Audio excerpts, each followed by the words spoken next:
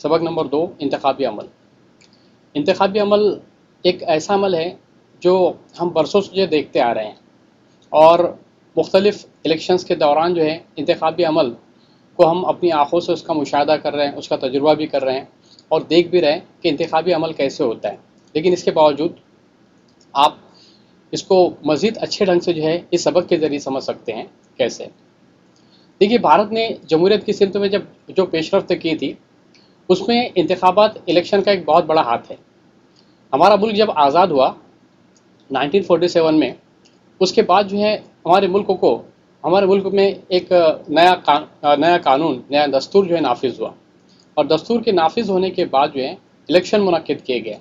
तो इस इलेक्शन मुनक्किद जब किए गए, उस वक्त में कोई नया लाहे अमल नहीं था, कोई ऐसा कि कैसे काम किया जाए, क्या किया जाए। शुरुआत का दौर था, इब्तदाई दौर था, लेकिन इस इब्तदाई दौर में भी जो है हिंदुस्तान ने इलेक्शन पर, या हिंदुस्तान का जो इलेक्शन कमीशन था, उसने बहुत अच्छे ढंग से काम किया और पूरे मुल्क के अंदर इंतखाबात जो है रुनुमा किए, या इंतखाबात जो है करवाए गए। इलेक्शन और नुमाइंदगी ये जमहूरियत से मुतालिक एक इंतहाई अहम अमल है। आप समझ लीजिए बात को कि किसी भी मुल्क की जमहूरियत के लिए इलेक्शन ये बहुत ज़्यादा अहमियत के हामिल है। जमहूरियत में इलेक्शन अगर नहीं होंगे तो जमहूरियत का कंसेप्ट भी नहीं होगा। इसलिए इलेक्शन ये बहुत अहम अमल माना जाता है जमहूरियत में। आप जानती हैं कि इंतखाबात के ज़रिए अवामी नुमाइंदों का इंतखाब किया जाता है, और इंतखाबात की वजह से हुकूमत पुरअमन तरीके से तब्दील की जाती है। देखिए, जब कोई इलेक्शन होते हैं तो इलेक्शन के बाद कोई ना कोई पार्टी जो है इक़्तिदार पर आती है, और पार्टी जब इक़्तिदार पर आती है तो वो हुकूमत चलाने का काम करती है। और किसी भी सियासी पार्टी का ये काम होता है कि वो अपने मुल्क के अंदर पुरअमन तरीके से जो हुकूमत को चलाए। उसमें चाहे फिर वो अक्सरियती फ़िरके के लोग हो या अक़लियती फ़िरके के लोग हो, हर एक के साथ में यकसा मसावत रखते हुए जो है उनको काम करना ज़रूरी होता है। इसके बाद मुख्तलिफ़ पार्टियों को हुकूमत का कामकाज करने का मौका भी मिलता है। एक ये बात है कि जब इलेक्शन होते हैं तो कुछ पार्टियाँ ऐसी होती है जो मुसलसल जो है इलेक्शन में जो है चुन कर आती है। कुछ पार्टियाँ ऐसी होती है जो मुसलसल जो 5 साल तो पहले 5 साल के दौर में चुन कर आती है, फिर और दोबारा जो है अवाम को उनका काम अगर अच्छा लगता है तो फिर दोबारा जो उनको अवाम चुन कर देती है।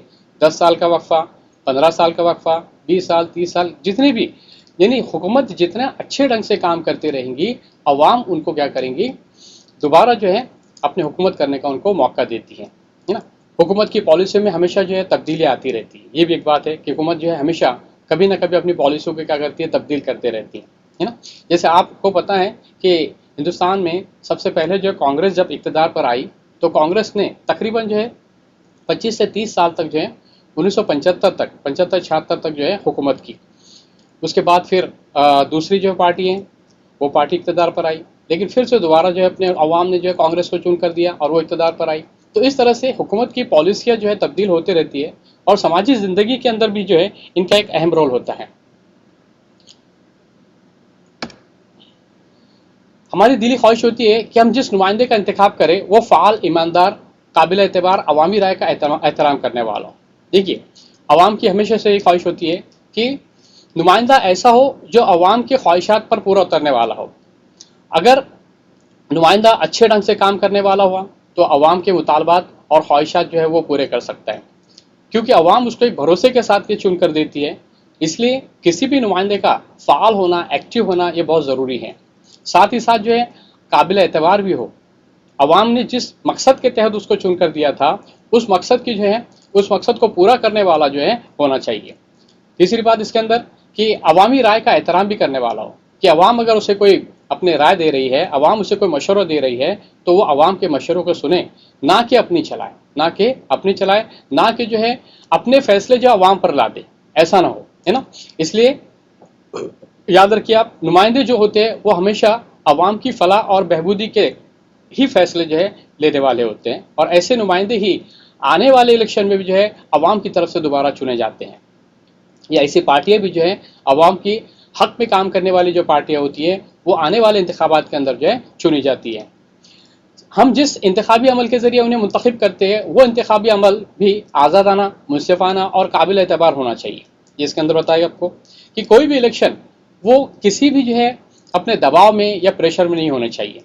अवाम के अंदर, अवाम पर किसी भी किस्म का कोई प्रेशर नहीं होना चाहिए। वहाँ पर अवाम अपने मन से जिसे चाहे उससे जो है चुन कर दें। साथ ही साथ मुनसिफाना तौर पर और काबिल एतबार होना चाहिए। कहीं पर भी जो है किसी भी किस्म की कोई गड़बड़ी इलेक्शन के दौरान ना हो, इस बात का भी जो है ख्याल रखना ये हुकूमत का और इलेक्शन कमीशन का जो है खास करके जो है जिम्मेदारी होती है। इस नज़रिए से भारत के दस्तूर ने इंतखाबात कराने के लिए एक आज़ाद इलेक्शन कमीशन का भी इंतज़ाम किया है। इसीलिए अपनी हमारे मुल्क के अंदर तकरीबन 25 जनवरी 1950 को हिंदुस्तान के अंदर एक आज़ाद इलेक्शन कमीशन बनाया गया। आप तारीख याद रखिए, 25 जनवरी 1950 को एक आज़ाद इलेक्शन कमीशन जो है हिंदुस्तान के अंदर जो है नाफिज किया गया या बनाया गया। नेक्स्ट पॉइंट, ठीक है। भारत का मरकजी इलेक्शन कमीशन और रियासती सतह पर अपने रियासती इलेक्शन कमीशन हमारे मुल्क के तमाम अहम इंतखाबात का इंतजाम करते हैं। दो तरह के इलेक्शन कमीशन बनाए गए, एक वो जो मरकजी इलेक्शन कमीशन है और दूसरा जो है रियासती सतह पर जो इलेक्शन होते हैं हमारे, वो इलेक्शंस आमतौर पर जैसे हम एमएलए के इलेक्शंस कहते हैं, है ना। इलेक्शन की तारीख का ऐलान करने के बाद से इलेक्शन के नताइज का ऐलान होने तक इंतखाबात का सारा अमल जो है इलेक्शन कमीशन की रहनुमाई और निगरानी में अंजाम पाता है। इंतखाबी अमल एक बड़े और वसी जमहूरी अमल का जो है एक अटूट हिस्सा माना जाता है। देखिए, हिंदुस्तान के अंदर जब इलेक्शन नाफिज होते हैं तो उस वक्त से जो है ज़ाब्ता अखलाक भी जो है नाफिज हो जाता है। आप अगले पॉइंट में उसके बारे में पढ़ेंगे कि ज़ाब्ता अखलाक किसे कहते हैं। लेकिन जब से इलेक्शन की तारीख जो है तय हो जाती है, तब से लेकर इलेक्शन के नताइज नताइज जो है जाहिर होने तक या नताइज जो है अपने निकलने तक, तब तक पूरा की पूरा सारा की सारा इंतजाम करना ये जिम्मेदारी होती है, इलेक्शन कमीशन की जिम्मेदारी होती है। और ये जमहूरियत का एक अहम अमल माना जाता है, एक अटूट हिस्सा माना जाता है, क्योंकि अवाम को जो है पूरा भरोसा होता है इलेक्शन कमीशन पर कि कहीं पर भी किसी किस्म की कोई गड़बड़ी ना हो और बिल्कुल अमन और शांति के साथ में पूरे इंतखाबात जो है अपने मनाए जाए। क्या आप जानते हैं नुमाइंदगी से क्या मुराद है? यहाँ पर आपकी किताब के अंदर एक छोटा सा टॉपिक आपको दिया है कि जदीद जमहूरियत नुमाइंदा जमहूरियत है। देखिए, आज की जो मॉडर्न ज़माने की जो जमहूरियत है, इस जमहूरियत को कहा गया है नुमाइंदा जमहूरियत। आपको पता होना चाहिए कि जमहूरियत की इससे पहले के टॉपिक में मैंने आपको बताया था, खेल और तारीख में, उस वक्त जब मैं यूनान का मैंने आपको जिक्र किया था कि जमहूरियत की दो किस्में, एक वो किस्में हैं जो बराह रास्त जमहूरियत है और दूसरी आपकी बिलरास्त जमहूरियत। इसी बिलरास्त जमहूरियत को नुमाइंदा जमहूरियत कहा जाता है। बिलरास्त जमहूरियत को ही नुमाइंदा जमहूरियत कहा जाता है। नुमाइंदा जमहूरियत या बिलरास्त जमहूरियत, इसकी दो किस्में और हैं। एक है आपका सदारती जमहूरियत और दूसरा आपका पार्लिमानी जमहूरियत। यानी वो जमहूरियत जिसमें मुल्क का सरबरा जहाँ पर सदर होता है, ऐसी जमहूरियत को कहा जाता है सदारती जमहूरियत। मिसाल के तौर पर अमेरिका है और फ्रांस है, ये जो बड़े बड़े जो ममालिक हैं, यहाँ पर सदारती जमहूरियत है। पार्लिमानी जमहूरियत से मुराद है जिस मुल्क में मुल्क का सरबरा वजीर आजम होता है, ऐसी जमहूरियत को कहा जाता है पार्लिमानी जमहूरियत। इसकी मिसाल हम देख सकते हैं, हमारा मुल्क भारत और इंग्लिस्तान, ये जो बड़े बड़े जो मुल्क हैं, ऐसे बहुत सारे मुल्क जो है अपने पूरी दुनिया के अंदर हैं जहाँ पर पार्लिमानी जमहूरियत कायम है, राइज है। लेकिन दो बड़ी मिसालें, एक हिंदुस्तान और इंग्लिस्तान है। ठीक है, आगे देखते हैं हम। जमहूरियत में फैसले के अमल में सारी अवाम को शामिल करना मुमकिन नहीं है। देखिए, एक जमहूरियत ऐसा अमल है, जमहूरियत एक ऐसा अमल है जिसपे तमाम अवाम को हम एक प्लेटफॉर्म पे जमा नहीं कर सकते। जैसे यूनान में पहले हुआ करता था, क्या होता था यूनान में कि यूनान में तमाम अवाम जो है इकट्ठी एक जगह जमा होती थी और फिर वो अपने अपने डेली शहर के कामकाज चलाने के लिए, पानी का इंतज़ाम, महसूल का इंतज़ाम वगैरह वगैरह इंतज़ाम चलाने के लिए अपने अफसरान को चुनते थे। उसको आरकॉन कहते थे उस ज़माने में। तो फिर वो अपने आरकॉन से जो है अपने उनको चुनकर जो है शहर का इंतज़ाम चलाते थे। तो वो जो किस्म थी जमहूरियत की, वो बराह रास्त थी, है ना, जिसे हम कहते हैं डायरेक्ट डेमोक्रेसी। और ये जो नुमाइंदा जमहूरियत है, इसे कहा जाता है इनडायरेक्ट डेमोक्रेसी। ठीक है, इस वजह से अवाम की तरफ से बाज़ अफराद को हुकूमती कामकाज के लिए बतौर नुमाइंदा मुंतखब करने का तरीका इख्तियार किया गया। इसलिए हम क्या करते हैं कि चूँकि हमारे यहाँ पर आबादी बहुत ज़्यादा है, बुझान आबादी है, इसलिए हम अपने नुमाइंदों को चुन कर क्या करते हैं, उन्हें हम पार्लियामेंट में भेजते हैं, उन्हें हम विधानसभा में भेजते हैं, उन्हें हम महानगर पालिका में भेजते हैं, उन्हें हम ग्राम पंचायत में भेजते हैं। इस तरह से जो है हम अपने नुमाइंदों के ज़रिए क्या करते हैं, अपने मुतालबात को पूरा करते हैं। तवक्को की जाती है कि नुमाइंदे अवाम को जवाब दे हो। हाँ, और इस बात की तवक्को हम करते हैं कि जिसको हम खड़ा कर रहे हैं, जिसे हम चुन कर दे रहे हैं, वो अवाम के सामने अपने काम का जवाब दे होता है। कोई भी नुमाइंदा वो अवाम के सामने जवाबदेह है। इस बात को याद रखिए आप। अगर आपके कोई भी मुतालबात हो, अगर वो नुमाइंदा आपके मुतालबात को पूरा नहीं करता है, तो आप आने वाले इलेक्शन के अंदर उस नुमाइंदों को सबक सिखा सकते हैं।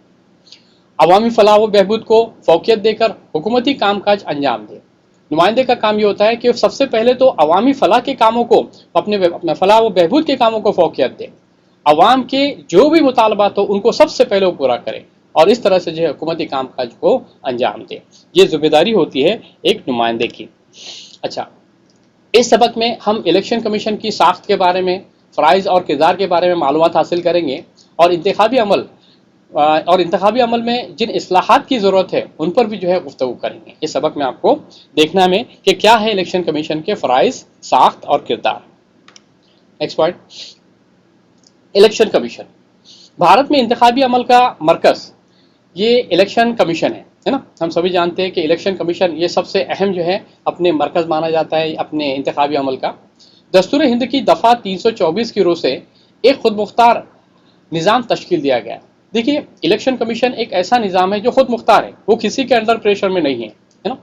ना वो किसी पार्लियामेंट के मेम्बरान या विधानसभा के मेम्बरान या दिगर कोई भी मेम्बरान के, किसी भी मेम्बरान के जो है अपने इख्तियार में या अंडर में नहीं आता इलेक्शन कमीशन। ये एक आज़ाद जो है अपने निज़ाम जो तश्कील दिया गया है। इलेक्शन कमीशन अपने इलेक्शन कमिश्नर को कौन नामजद करता है ये भी आपको पता है। सदर जमहूरिया इसे नाफिज करता है ना। सदर जमहूरिया जो है उनके इंतखाब करता है, जिसमें एक चीफ इलेक्शन कमिश्नर और 2 इलेक्शन कमिश्नर होते हैं। देखिए, हमारे यहाँ पर जो इलेक्शन कमीशन होता है उसका सबसे बड़े जो है एक जो चीफ इलेक्शन कमिश्नर होते हैं, है ना। उनके बारे में आपको तस्वीर भी आपको दिखाई जाएंगी, और उनकी मदद के लिए 2 इलेक्शन कमिश्नर भी होते हैं। सदर जमहूरिया इलेक्शन कमिश्नरों को नामजद करते हैं। सबसे अपने उनके चुनाव जो करते हैं वो सदर जमहूरिया करते हैं, अपने वज़ीर आज़म नहीं करते। इस बात को ध्यान रखिए। इलेक्शन कमीशन की आज़ादी को बरकरार रखने के लिए चीफ इलेक्शन कमिश्नर को आसानी से या किसी सियासी सबब से अहदे से बरतरफ नहीं किया जाता। हाँ, एक बात और याद रखिए, अगरचे कोई इलेक्शन कमिश्नर सदर ने उसको नाफिज अपने नामजद कर दिया, तो नामजद करने के बाद कोई भी उसे अपने अहदे से बरतरफ नहीं कर सकता है। कोई भी सियासी पार्टी या कोई भी जो है अपने सियासी अमल के जरिए उसको जो है बरतरफ नहीं किया जा सकता है। इलेक्शन कमीशन के अखराजात के लिए अलहदा माली इंतजाम भी किया जाता है। और इतना ही नहीं, पूरे मुल्क के अंदर अगर पार्लियामेंट के इलेक्शन हो रहे हो या फिर रियासतों के इलेक्शन हो रहे हैं, तो इन तमाम इलेक्शंस के अखराजात का जो खर्च होता है वो अपने अलहदा माली उसका इंतजाम किया जाता है। ठीक है, अभी देखिए, क्या आप जानते हैं आज़ाद भारत के पहले चीफ कमिश्नर सुकुमार सेन थे। इनकी तस्वीर आप लोग देखिए। सुकुमार सेन 1921 में बरतानवी दौर में इंडियन सिविल सर्विस में दाखिल हुए। 1921 के अंदर जब बरतानिया का दौर था, हमारे मुल्क में इंग्लिस्तान की हुकूमत थी यहाँ पर, उस दौर में जो है इंडियन सिविल सर्विस में अंदर वो दाखिल हुए थे। और 1950 में इलेक्शन कमीशन कायम होने के बाद उन्हें इलेक्शन कमिश्नर के अहदे पर फाइज किया गया। इस तरह से जब हमारे यहाँ पर 25 जनवरी 1950 को इलेक्शन कमीशनर जब बनाया गया इलेक्शन कमीशन, तो उस वक्त में उन्हें सबसे पहले इलेक्शन कमिश्नर के अहदे पर फाइज किया गया था। इंतहाई नासाजगार और मुश्किल हालात में भी सेन ने बड़ी महारत से कमीशन के कामकाज जो है संभाला था, क्योंकि वो इब्तदाई दौर था। आपको पता होना चाहिए कि इब्तदाई दौर के अंदर जो है बहुत सारी मुश्किलात आती हैं, लेकिन सुकुमार सेन ने जो है बहुत अच्छे ढंग से जो है पूरे इलेक्शन के कामकाज को संभाला। ये देखिए, ये है सुनील, अपने जिनका नाम है सुनील अरोरा। ये फिल वक्त में जो है हमारे मुल्क के इलेक्शन कमिश्नर है। ठीक है, chief election commissioner Sunil Arora, इनका नाम याद रखिए आप लोग। ठीक है, उसके बाद जो है ये आप कह सकते हैं क्योंकि हिंदुस्तान के 23वें जो है ये इलेक्शन कमिश्नर है। उसके बाद नेक्स्ट ये है आपके, इनका नाम है राजीव कुमार। ये चीफ इलेक्शन कमिश्नर की मदद के लिए जो है होते 2 कमिश्नर, उनमें से एक है राजीव कुमार, ये भी इलेक्शन कमिश्नर है। उसके बाद दूसरे हैं सुशील चंद्रा। ठीक है, इनका भी नाम याद रखिए आप लोग, सुशील चंद्रा, ये भी जो है इलेक्शन कमिश्नर हैं फिल वक्त के, याद रखिए। नेक्स्ट, अब हम आते हैं नेक्स्ट टॉपिक की तरफ, जो है हमारा इलेक्शन कमीशन के फ़राइज़ क्या है।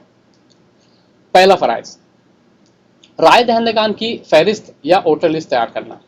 आपको पता होना चाहिए कि कोई भी शख्स जब 18 साल की उम्र उसकी मुकम्मल हो जाती है तो उन्हें चाहिए कि वो अपना नाम वोटर लिस्ट में दर्ज करवाए, है ना। 18 साल की उम्र मुकम्मिल होने करने वाले हर भारतीय शहरी को वोट देने का हक है। आपको पता होना चाहिए कि आपके इलाके के अंदर जो है, जब आप 18 साल के हो जाते हैं, इलेक्शन से पहले पहले जो है हर साल का अपने मामूल होता है ये कि कलेक्टर ऑफिस से कह लीजिए आप या इलेक्शन ऑफिस से कह लीजिए आप, बहुत सारे नुमाइंदे जो है लोग आकर जो है बैठते हैं और आपके अपने नाम जो है वोटर लिस्ट के अंदर जो दर्ज करते हैं। तो हमारा भी ये फ़र्ज़ होता है कि हम उन तक जाएँ और अपने नाम को वोटर लिस्ट में दर्ज करवाएं। इसके लिए वोटर लिस्ट में उसका नाम जो है होना ज़रूरी है। वहाँ पर अलग अलग फॉर्म जो है भरे जाते हैं। वोटर लिस्ट तैयार करने, उसे जदीद तकाज़ों से हम आहंग करने, नए राय दहिंदगान के नाम शामिल करने वगैरह का काम इलेक्शन कमीशन अंजाम देता है। जिसके अंदर जो है अलग अलग फॉर्म होते हैं, जिसमें आपका ट्रांसफ़र का फॉर्म होता है, जिसके अंदर आपका अपने नाम में अगर कोई गड़बड़ी हो जाए तो फॉर्म नंबर 6 कह लीजिए, फॉर्म नंबर 8 कह लीजिए, इस तरह से बहुत सारे ट्रांसफ़र वाले फॉर्म, अलग अलग अपने फॉर्म्स उसके अंदर होते हैं। तो आप उसको देख कर जो है अपने वहाँ पर भर सकते हैं फॉर्म। ठीक है, आगे नए राय दहिंदों के नाम शामिल करने वगैरह का काम इलेक्शन कमीशन अंजाम देता है। जो नए नए अपनी नौजवान पीढ़ी है जिनकी उम्र 18 साल हो गई है, उनको इलेक्शन के अंदर जो इनके नामों को दर्ज किया जाता है। राय दहिंदों को शनाख्ती कार्ड भी देने का काम शनाख्ती कार्ड देने का इख्तियार इलेक्शन कमीशन को हासिल है ना। ये दो तीन चीज़ें, एक तो लिस्ट तैयार करना और राय दहिंदगान को जो है शनाख्ती कार्ड, आइडेंटिटी कार्ड, शनाख्ती कार्ड यानी आइडेंटिटी कार्ड उनको देना, ये भी जिम्मेदारी जो है इलेक्शन कमीशन की होती है। देखिए इस तरह से जो है वोटर लिस्ट होती है। आपने देखे होंगे बहुत सारे हमारे इलाके में जब अलग अलग इलेक्शन होते हैं, चाहे पार्लियामेंट के इलेक्शन हो, विधानसभा के हो या फिर अपने महानगर पालिका के इलेक्शन हो, तो इस तरह से आप लोगों को वोटर लिस्ट में आपके सबके नाम देख सकते हैं आप, जो आपको अलग अलग जगह पे देखने मिलेंगे। ये होता है आपका एपिक कार्ड। इस तरह के एपिक कार्ड बने होते हैं और ये शनाख्ती कार्ड आपको दिए जाते हैं जिसमें आपका फ़ोटो लगा होता है वहाँ पर।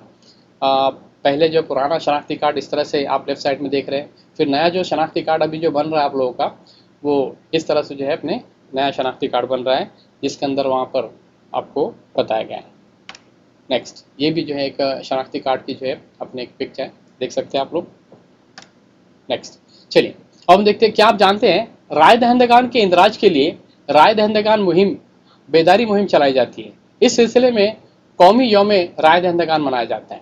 इस सिलसिले के अंदर जो है कौमी राय दहिंदगान जो है दिन भी मनाया जाता है, आप सभी जानते हैं। और पूरे मुल्क के अंदर जो है इसकी जो है प्रोपेगेंडा किया जाता है कि आप जो है राय दहिंदगान दिन को जो मनाया जाए, और ताकि बच्चे, स्कूल के बच्चे जो है इससे जो वाकिफ़ हो और वो भी जो है इलेक्शन की जो है तरीके को समझे। ठीक है, अगला पॉइंट नंबर 2, इंतखाबात का निज़ामुल औकात और मुकम्मल प्रोग्राम तय करना। क्या है? इलेक्शन का मुकम्मल इंतज़ाम करना इलेक्शन कमीशन की जिम्मेदारी होने की वजह से इलेक्शन कमीशन ही ये तय करता है कि किस रियासत में कब और कितने मरहलों में इंतखाब करवाने हैं। देखो, ये जो जिम्मेदारी होती है इंतखाबात का निज़ामुल औकात और प्रोग्राम तय करना, ये इलेक्शन कमीशन का काम होता है। कुछ रियासतें जो हैं जिनका रकबा बड़ा होता है और जिसके बहुत सारे इंतखाबी हलके होते हैं, तो इन इंतखाबी हलकों को वहाँ पर तकसीम कर लिया जाता है कि पहले दिन के मरहले में कौन से इलेक्शन होंगे, कहाँ पर इलेक्शन होंगे, दूसरे दिन में जो है कहाँ पर इलेक्शन होंगे, तीसरे दिन कहाँ पर इलेक्शन होंगे। ये अलग अलग तारीख जो है तय कर दी जाती है, जिसके अंदर कभी कभी अपने 5 दिन का वक्फा भी रखा जाता है, 1 हफ्ते का वक्फा भी रखा जाता है, 3-4 दिन का वक्फा भी रखा जाता है। जैसे इलेक्शन कमीशन की जैसी अपनी सहूलत हो, उस सहूलत के एतबार से वहाँ पर क्या किया जाता है, प्रोग्राम को तय किया जाता है और फिर इलेक्शन लिए जाते हैं। आपने देखा है कि अलग अलग रियासतों के अंदर अलग अलग वक्फे के अंदर इलेक्शन होते हैं। जैसे पिछली मरतबा हमारे यहाँ पर महाराष्ट्र में जब इलेक्शन हुए थे, तो कोकण का जो पट्टा था यहाँ पर इलेक्शन की तारीख अलग थी। फिर वस्ती महाराष्ट्र जो था, वस्ती महाराष्ट्र में इलेक्शन की तारीख अलग होती है। फिर उसके बाद जो है आपका मशरकी महाराष्ट्र की जो है इलेक्शन की तारीख वो अलग होती है। तो इस तरह से जो है अलग अलग तारीखों में तय किया जाता है। तीसरा पॉइंट है उम्मीदवारों की अर्जी की जांच। उम्मीदवार जो होते हैं, जो जिसे हम कैंडिडेट कहते हैं, है ना, या नुमाइंदा आप जिसे कहते हैं आपने, ठीक है, इलेक्शन कमीशन की तारीख का ऐलान होने के बाद मुख्तलिफ सियासी पार्टियां अपने उम्मीदवारों को इलेक्शन में खड़ा करती हैं। बाज़ उम्मीदवार किसी पार्टी की हिमायत के तौर पर भी जो खड़े होते हैं वहाँ पर, है ना, बाज़ उम्मीदवार जो होते हैं किसी पार्टी की हिमायत के तौर पर वहाँ पर खड़े होते हैं। तो देखिए यहाँ पे आपको बताया जा रहा है कि मुख्तलिफ सियासी पार्टियाँ क्या करती है, अपने उम्मीदवार को इलेक्शन में खड़ा करती है। अब आपको पता होना चाहिए कोई भी सियासी पार्टी का जो सरबराह होता है, जिसे हम अपने कहते हैं आमतौर पर प्रेसिडेंट जो होता है, तो प्रेसिडेंट की जिम्मेदारी होती है कि उम्मीदवारों को टिकट दिया जाए। क्या करें, टिकट देने की जो जिम्मेदारी होती है वो सियासी पार्टियों के बड़े लीडराज जो होते हैं वो करते हैं। वो तय करते हैं कि किसे इलेक्शन में खड़ा करना चाहिए, कौन सा नुमाइंदा किस इलाके के अंदर जो है कितना पावरफुल है और उसकी जो है वहाँ पर कितनी चलती है, या उसके लिए अवाम जो है उससे कितने राज़ी है, या अवाम उसकी कितनी हिमायत में है। इन तमाम बातों का पहले जायज़ा लिया जाता है। सियासी पार्टी इन तमाम बातों का पहले की पहले क्या करती है, जायज़ा लेती है और फिर उसको अपनी उम्मीदवारी के लिए इसको खड़ा करती है। देखिए यहाँ पर आपको बताया गया कि उम्मीदवारों के लिए सिर्फ उम्र की शर्त होने के बावजूद इलेक्शन कमीशन को दिगर मालूमात देना क्यों अहमियत रखता है। देखिए, हालांकि उम्मीदवारों के लिए जो है अपने उम्र की शर्त होने की उम्र की शर्त होती है, जैसे 25 साल जो है उसकी उम्र होनी चाहिए कम से कम, या हाँ, तो इस तरह से अपने दिगर शर्तें भी उसके अंदर रखी गई हैं, दिगर मालूमात भी रखी गई कि उम्मीदवार की इनकम कितनी है, उसकी प्रॉपर्टी कितनी है, उसके बच्चे कितने हैं और उसके औलादे कितनी है, उसके साथ साथ जो है अपने उसके पास सोना कितना है, उसके पास में गाड़ियाँ कितनी हैं, दिगर बहुत सारी मालूमात जो है इसकी जानकारी इलेक्शन कमीशन क्या करता है, एक फॉर्म के जरिए उम्मीदवार से भरवा कर लेता है। उम्मीदवारों को अपनी दौलत और इमलाक की मालूमात इलेक्शन कमीशन को क्यों देनी पड़ती है, क्या ज़रूरत है भला उसकी कि दौलत और अपने इमलाक की अपने इलेक्शन कमीशन को मालूमात क्यों देनी पड़ती है। उसकी वजह यह है कि जिस म्याद के लिए वो मुकर्रर किया जा रहा है, कहीं ना कहीं उसकी जो है एक तनख्वाह फिक्स होती है और जितना उसके पास में पैसा है उस पैसे के एतबार से जो है 5 साल के बाद में जो है उसके पास में कितनी इनकम होनी चाहिए, कितनी उसके पास में दौलत होनी चाहिए, इन तमाम बातों का जो है इलेक्शन कमीशन क्या करता है, जायज़ा लेता है ना। या फिर इलेक्शन से पहले भी जायज़ा ले लिया जाता है कि उसका लाभ कितना है। ये सिर्फ इसलिए होता है कि कहीं मुल्क के अंदर कोई भ्रष्टाचार ना हो और भ्रष्टाचार के जरिए जो है वो लोग अपनी दौलत इकट्ठी ना करें, इसलिए भी। अगला पॉइंट, हाँ, बगैर आज़ादाना तौर पर इलेक्शन लड़ते हैं बहुत सारे लोग जो होते हैं वो पार्टी के हिमायत में अपने इलेक्शन लड़ते हैं, और कुछ ऐसे होते हैं जिनको पार्टी की हिमायत नहीं मिलती है तो वो आज़ादाना तौर पर क्या करते हैं, इलेक्शन लड़ते हैं, है ना। अब इसमें देखिए, जो आज़ादाना तौर पर खड़े रहते हैं उनको आप बोलते हैं आज़ाद उम्मीदवार। क्या कहते हैं उन्हें, आज़ाद उम्मीदवार उनको कहा जाता है। लेकिन इलेक्शन लड़ने के ख्वाहिशमंद उम्मीदवारों को पर्चे नामजदगी भरना पड़ता है, जिसमें अपने बारे में तमाम मालूमात देनी पड़ती है। इलेक्शन कमीशन उन पर्चों की बारीकी से छानबीन करता है और अहल उम्मीदवारों को इलेक्शन लड़ने की इजाज़त देता है। इसमें कभी कभी ऐसा भी होता है कि बहुत सारे उम्मीदवार जो इलेक्शन का फॉर्म भरते हैं, इलेक्शन के फॉर्म भरने पर कुछ उम्मीदवार ऐसे होते हैं जो किसी कैटेगरी में फॉर्म भरते हैं, है ना। मिसाल के तौर पर बहुत से उम्मीदवार ओपन में फॉर्म भरते हैं, कुछ ओबीसी में भरते हैं, ओबीसी नहीं अदर बैकवर्ड क्लास, कुछ वीजेएनटी का फॉर्म भरते हैं, कुछ एससी का फॉर्म भरते हैं, कुछ एनटी का फॉर्म, कुछ जो है एसटी का फॉर्म भरते हैं, है ना। शेड्यूल ट्राइब, शेड्यूल कास्ट, हाँ, उसके बाद विमुक्त जाति, नोमैटिक ट्राइब वगैरह, ऐसे अलग अलग जो जाते हैं, है ना, एसबीसी स्पेशल बैकवर्ड क्लास। तो अलग अलग जहाँ पर इंतखाबी हल्के होते हैं उस इंतखाबी हल्के के एतबार से वो अपने फॉर्म भरते हैं।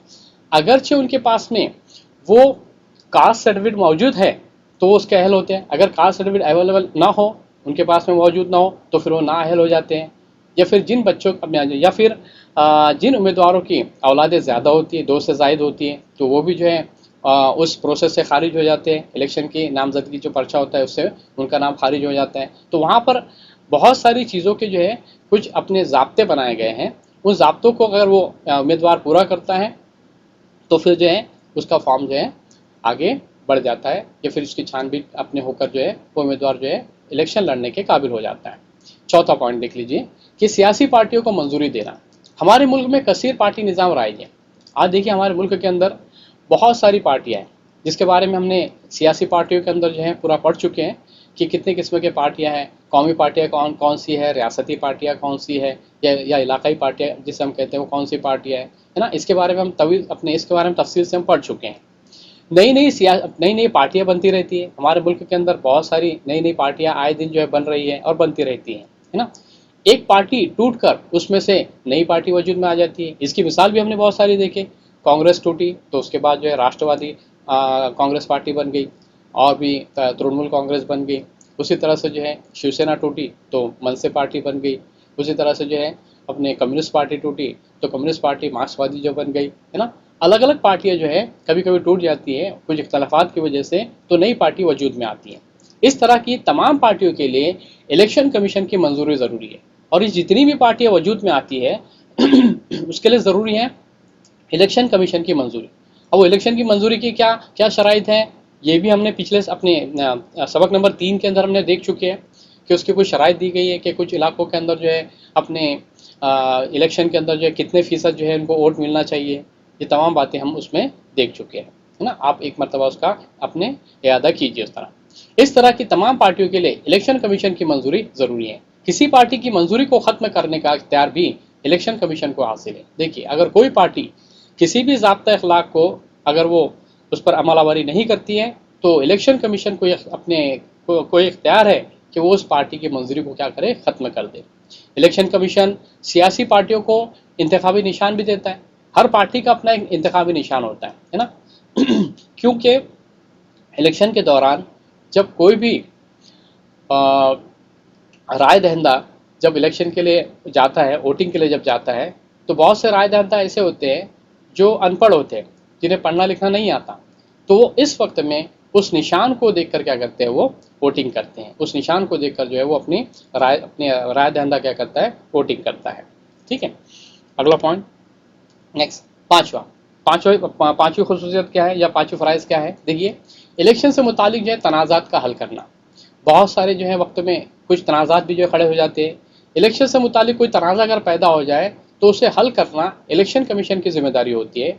इस बिना पर किसी हल्के इंतखाब में दोबारा इलेक्शन करवाने या उम्मीदवार को नाअहल करार देने का काम इलेक्शन कमीशन अंजाम देता है। देखिए, कभी कभी ऐसा होता है इलेक्शन के दौरान कि वहाँ पर दो पार्टियों के दरमियान में या दो उम्मीदवारों के दरमियान में क्या होती है, वहाँ पर झड़प हो जाती है और अपने कभी बोगस वोटिंग को लेकर जो है उनके बीच में मारा पीटी हो जाती है। तो ऐसे वक्त के अंदर जो है इलेक्शन कमीशन की जिम्मेदारी होती है कि वो पुलिस को जो हुक्म देकर ना, पुलिस डिपार्टमेंट के ज़रिए जो है ऐसे मामलात को जो है निपटारा करे। या फिर वहाँ पर अगर कहीं पर बैलेट अपने कंट्रोल यूनिट को अगर कोई नुकसान पहुँचाने की कोशिश कर रहा है या फिर वीवीपैट को नुकसान पहुँचाने की कोशिश कर रहा है या बैलेट पे अपने या बैलेट बॉक्स को अगर कोई नुकसान पहुँचाने की कोशिश कर रहा है या किसी भी किस्म के जो अंदर बैठे हुए जितने भी ऑफिसर्स होते हैं, P1 ऑफिसर है, P2 है, P3 है और प्रिसाइडिंग ऑफिसर है, इनको भी अगर कोई किसी किस्म की अगर कोई अपने तकलीफ अगर पहुंचाने की कोशिश कर रहा है तो ऐसे वक्त में जो है वहाँ पर उस कंट्रोल यूनिट को जो है अपने ऑफ कर दिया जाता है और इस तरह से जो है फिर दोबारा जो वहाँ पर इलेक्शन मुनक्किद करवाए जाते हैं। कोई ख़तरा होने पर, किसी किस्म का जो है कोई ख़तरा होने पर या किसी किस्म की वहाँ पर जो है कुछ तनाज़ा खड़ा हो जाने पर। ठीक है, क्या आप बता सकेंगे कि सियासी पार्टियों को मंजूरी देने के लिए इलेक्शन कमीशन कौन सी शराइत आयद करता है। बहुत सारी शराइत के बारे में जो है हमने पिछले सबक में पढ़े हैं, आप उनको देख लीजिए एक मरतबा कि कौमी पार्टियों की पार्टी होने के लिए कौन सी शराइत ज़रूरी है और साथ ही साथ जो है अपने इलाकाई पार्टी के लिए कौन सी शराइत है, ये आप देख लीजिए। नेक्स्ट, ऐसा क्यों? दर्ज फहरिस्त ज़ात व दर्ज फहरिस्त कबाइल के लिए चंद हल्का इंतखाब महफूज रखे जाते हैं। क्यों होता है ऐसा कि दर्ज फहरिस्त ज़ात के लिए और अपने दर्ज फहरिस्त कबाइल के लिए चंद हल्के इंतखाब को महफूज रखा जाता है? ऐसा क्यों? उसकी वजह यह है कि हिंदुस्तान के अंदर अपने आज़ादी के बाद से लेकर अब तक जो है बहुत सारे ज़ात वाले ज़ात के लोग या बहुत सारे जो हैं अपने कमज़ोर तबकात के लोग यहाँ पर अपने हिंदुस्तान में हैं। अब इनकी तरक्की के लिए इन लोगों को जो है तरक्की याफ्ता जो अफराद है या तरक्की याफ्ता जितने भी लोग हैं उनकी बराबरी में लाने के लिए, उनके साथ जो है कंधे से कंधा मिलाकर जो चलने के लिए जो है इस तरह के जो है इंतखाबी हलकों को महफूज रखा जाता है। बहुत सारे कबायली इलाके के लोग हैं, वो लोग जो हैं अपने बहुत सारे लोग ऐसे हैं जो अनपढ़ हैं, जो किसी बड़ी बड़ी डिग्रियाँ जिनके पास में नहीं है, मौजूद नहीं है। तो ऐसे इलाकों की भी तरक्की हो और ऐसे इलाकों के जो है अपने लोग वो भी तरक्की करके जो है आगे बढ़े, इसलिए बहुत सारे लोग अपने इंतखाबी हल्के को क्या किया जाता है, अपने उनको महफूज रखा जाता है ताकि वो भी दिगर कौमों की तरह, वो भी दिगर जो है लोगों की तरह जो है आगे बढ़ सकें। चलिए आगे देखें हम। तमाम सियासी पार्टियों का अपना अपना इंतखाबी निशान होता है। जी हाँ, बिल्कुल, हर पार्टी का अपना एक जो है इंतखाबी निशान होता है और इस इंतखाबी निशान के ज़रिए जो है वो आवाम को क्या करते हैं, अपनी तरफ मुतवज्जे करते हैं, या जो अनपढ़ लोग हैं उनको जो है अपने इंतखाबी निशान के ज़रिए अपनी तरफ मुतवज्जे करवाया जाता है। राय दही के वक्त और राय शुमारी के वक्त में सियासी पार्टियों के मुस्तनद नुमाइंदे हाजिर रहते हैं। हाँ, देखिए, जब राय दही होती है, जब इलेक्शन होते हैं, इलेक्शन का वोटिंग का जब वक्त होता है तो राय शुमारी करने के वक्त में जो है सियासी पार्टियों के जो मुस्तनद नुमाइंदे वहाँ पर हाजिर होते हैं। आप देखते होंगे बहुत सी मरतबा कि आपने नगर पालिका के इलेक्शन, आपने अपने महानगर पालिका के इलेक्शन आपने देखे हैं, तो उस इलेक्शन के दौरान बहुत सारे कारपोरेटर हजरात जो हैं वहाँ पर खड़े रहते हैं, है ना। वो अपने नुमाइंदों को, अपने हिमायती लोगों को जो है अपने ये अपने इस तरफ जो उनकी तवज्जो दिलाते हैं कि वोटिंग उनको ही करना है ना। इस तरह से उनकी तवज्जो अपनी तरफ मरकूज करने की कोशिश करते हैं, इसलिए वो वहाँ पर खड़े रहते हैं। टेलीविज़न और रेडियो जैसे ज़राए अबलाग पर अपना नुक्ता नज़र पेश करने के लिए तमाम मंजूर शुदा पार्टियों को यकसा मौका दिया जाता है। इतना ही नहीं, जब प्रचार का वक्त होता है, ज़ाब्ता इखलाक के अंदर एक चीज़ दी गई कि वहाँ पर प्रचार का भी एक टाइमिंग दिया गया है, और उस प्रचार के टाइमिंग के अंदर जो है आप टेलीविज़न कह लीजिए, रेडियो कह लीजिए, ज़राए अबलाग पर कह लीजिए, अपना अपना नुक्ता नज़र पेश करने के तमाम मंजूर शुदा पार्टियों को क्या दिया जाता है, मौका दिया जाता है ना। आज लेकिन इलेक्शन कमीशन ने हमारे यहाँ पर बहुत सारी जो यूँ कह लीजिए, आपके टेलीविज़न कह लीजिए, रेडियो कह लीजिए, ज़राए अबलाग के ज़रिए कितना खर्च हुआ है, इसकी भी जो है जाँच करता है इलेक्शन कमीशन कि आपने जो है अपने पार्टी के प्रोपेगेंडा के लिए क्या क्या खर्च किया है, कितना खर्च किया है, इन बातों का भी जो है उनसे अपने हिसाब किताब लिया जाता है। अगला पॉइंट देखिए, हल्के इंतखाब की तश्कील लेना। कौन सा हल्का जो है नया हल्का बनाया जाए, क्या किया जाए, इसकी भी जिम्मेदारी जो होती है वो इलेक्शन कमीशन की होती है। लोकसभा के अरकान की कुल तादाद हम सभी जानते हैं 543 जो है लोकसभा के अरकान की तादाद है। ये अरकान किस तरह मुंतखब होते हैं, हर रुकन एक हल्के इंतखाब की नुमाइंदगी करता है। इस बिना पर लोकसभा के 543 इंतखाबी हल्के तश्कील देने का काम इलेक्शन कमीशन की हदबंदी कमेटी या डिलिमिटेशन कमीशन करती है ना। ये बात से आप जो है अच्छी तरह से वाकिफ़ है कि किसी भी हल्के के लिए, कोई भी हल्का हो, उस हल्के के लिए एक अपने रुकन जो होता है या एक नुमाइंदा जो होता है क्या करता है, उसकी नुमाइंदगी करता है हल्के इंतखाब की। और इसी बना पर हमारे पूरे मुल्क के अंदर 543 जो है हल्के बनाए गए, और इन हल्कों की जो है हदबंदी भी जो तय कर दी गई है कि पहला हल्का जो है उसकी लिमिट कहाँ से कहाँ तक है, कौन से एरिया से लेकर तो कौन से एरिया तक जो है अपने उसका पहले हल्के का जो है रकबा है कितना है, वो भी जो है अपने इलेक्शन कमीशन तय कर देता है। और इस तरह से जो है डिलिमिटेशन कमीशन के ज़रिए जो है हदबंदी करने का काम या अपने हल्का इंतखाब का काम किया जाता है। मज़कूरा कमेटी किसी भी दबाव में न आते हुए हल्के इंतखाब की तश्कील नौ का काम करती है। इलेक्शन कमीशन की जो कमेटी होती है, ये कमेटी जो है तय करती है कि हल्का इंतखाब कैसे हो। कभी कभी जो हल्का इंतखाब के अंदर अपनी तब्दीली भी होती है। ज़रूरी नहीं है कि जो हल्का इंतखाब जो है हमारे मुल्क में आज़ादी के वक्त में बना था वही हल्का इंतखाब अभी मौजूद हो, नहीं। हल्के इंतखाब के अंदर जो है इलेक्शन कमीशन वो वक्तन फ़ौक्तन क्या करता है, तब्दीली कर सकता है या तश्कील नौ उसकी कर सकता है। कोई भी उसके ऊपर प्रेशर नहीं डाल सकता है, दबाव नहीं डाल सकता है। एक बात और जान लीजिए कि राय दही हमारा फ़र्ज़ है और ज़िम्मेदारी भी। देखिए, आमतौर पर ये देखा गया है कि जब इलेक्शन मुनक़िद होते हैं तो उस दिन जो है तमाम ही सरकारी गैर सरकारी जो है तंजीमों को और ऑफिसेस वगैरह सभी को जो है छुट्टी दी जाती है। क्यों छुट्टी दी जाती है? छुट्टी सिर्फ इसलिए दी जाती है कि तमाम बालिग अफराद जो है वो राय दही को अपना फ़र्ज़ समझे और अपनी ज़िम्मेदारी समझे, और अपनी ज़िम्मेदारी समझ कर क्या करे, वो इलेक्शन में वोटिंग के लिए जाए। ये उसका फ़र्ज़ अपने होना चाहिए, ठीक है। लेकिन हम क्या करते हैं कि जब इलेक्शन आते हैं तो इलेक्शन के वक्त में जब छुट्टी हमको मिलती है तो बहुत सारे बालिग अफराद जो हैं उसको तफरी समझते हैं और घूमने फिरने के लिए चले जाते हैं, और अपना जो अहम फ़र्ज़ होता है राय दही का फ़र्ज़, उस राय दही के फ़र्ज़ से महरूम रह जाते हैं, है ना। जबकि ऐसा होना नहीं चाहिए। आम तौर पर हमारे मुल्क के अंदर इलेक्शन का रेशो अगर आप देखें हमेशा से, तो आपको रेशो देखने मिलता है कि इलेक्शन जो हुआ है 70% इलेक्शन हुआ है, 70% लोगों ने जो है राय दही का अपने हक अदा किया। कहीं पर 56% होता है, कहीं पर 60% होता है। कभी भी ऐसा नहीं हो, हिंदुस्तान के अंदर नहीं हो रहा है कि 100% अवाम ने अपना राय दही का हक अंजाम दिया है ना। कभी ऐसा देखने मिलता ही नहीं। 90% इवन 90% भी जो है राय दही का हक जो है ये देखने को नहीं मिलता है कि 90% अवाम ने अपना राय दही का हक क्या किया है, दिया है। ये भी देखने नहीं मिलता। नेक्स्ट पॉइंट आगे, इलेक्शन कमीशन के ऐलान करदा ज़ाब्ता इखलाक की पाबंदी हुकूमत को भी करना पड़ती है। एक बच्ची का सवाल है, आप लोगों की उम्र की बच्ची है ना, 10वीं क्लास के, तो इलेक्शन कमीशन बालातर है या हुकूमत, है ना। यहाँ पर एक सवाल पूछा गया है कि इलेक्शन कमीशन के ऐलान करदा जो ज़ाब्ता इखलाक है ना, इस ज़ाब्ता इखलाक की पाबंदी हुकूमत को करना पड़ती है। जी हाँ, बिल्कुल, हुकूमत को तमाम ही ज़ाब्ता इखलाक की पाबंदी करना लाजमी और ज़रूरी है। इसीलिए कहा गया कि इलेक्शन कमीशन जो होता है ये हुकूमत से बालातर होता है। हुकूमत से क्या होता है, वो बालातर होता है ना। ये बात यहाँ पर बताई गई है इसके ज़रिए से। अगला पॉइंट, आपके ख्याल में जिल में से कौन से दो उमूर ज़ाब्ता अखलाक की खिलाफ वर्जी करते हैं? देखिए आपको बताना है यहाँ पर कि कौन से दो उमूर ऐसे हैं जो ज़ाब्ता अखलाक की खिलाफ वर्जी कर रहे हैं। पहला उमूर, उम्मीदवार की जानिब से कॉलोनी में घरेलू इस्तेमाल की चीज़ें तकसीम। क्या ये ज़ाब्ता अखलाक की खिलाफ वर्जी करता है? जी हाँ, पहला उमूर ये ज़ाब्ता अखलाक की खिलाफ वर्जी करने वाला है कि किसी भी उम्मीदवार को कॉलोनी में या घरेलू सामान जो है इस्तेमाल करने वाली चीज़ें तकसीम करने का हक नहीं है। ये इलेक्शन कमीशन के खिलाफ है। दूसरा पॉइंट देखिए आप लोग कि मुंतखब करने पर पानी का मसला हल करने का वादा। जी हाँ, ये ज़ाब्ता अखलाक की खिलाफ वर्जी करने वाला बात नहीं है इसके अंदर।